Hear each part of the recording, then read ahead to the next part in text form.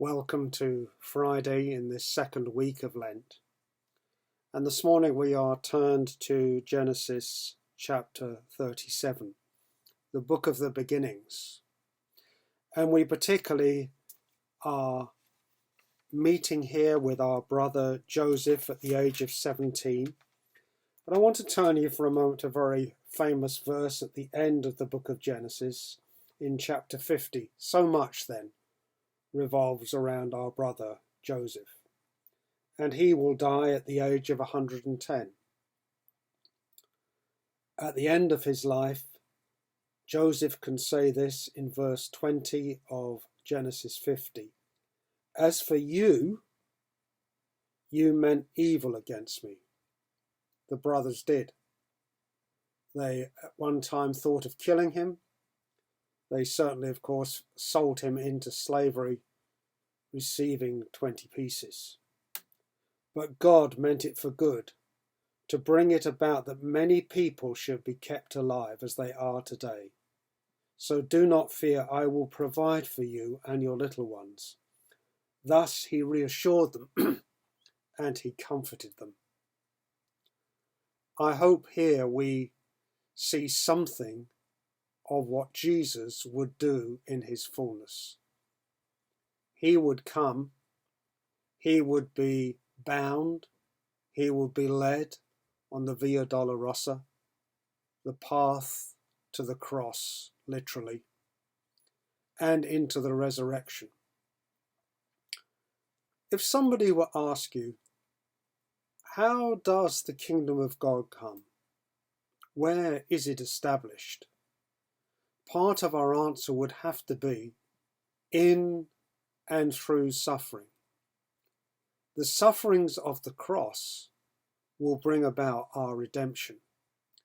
The sufferings of Joseph, though he had been somewhat unwise in his younger days, in perhaps showing off, though he was speaking the truth, his sufferings would provide.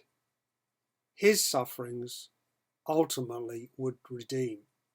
His sufferings brought about rulership.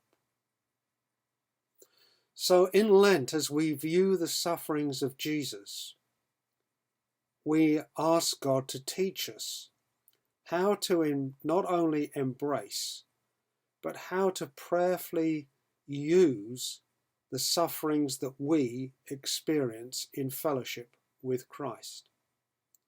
Can we identify them? Not things that are brought about simply by our mistakes, but things that are ours as we follow the Lord. See, suffering is redemptive when placed into the hands of God. I hope you can look back on your life and perhaps find times when things went terribly wrong. Perhaps you suffered badly at the hands of others, or more probably at the lips of others. But you have discovered that God has taken that and used it for good. For your good, because you have learnt, as I have learnt, something of the grace and mercy of God that has been afforded to us. And we have learnt in those sufferings how to receive God's forgiveness and how to pass it on. In other words, what it is to be a Christian. This has always been the way. So God uses that, but he also uses it to establish. When we suffer and people see our sufferings, yet within those sufferings, they see a serenity, a peace of God. They quite rightly ask, how can you be like that in the face of this? And the answer is not, well, it doesn't matter. This doesn't hurt. The answer is, because my Lord is with me. He has suffered for me. And now, on this day, I live the fellowship of his sufferings. May God bless you as you live the resurrected life through the cross.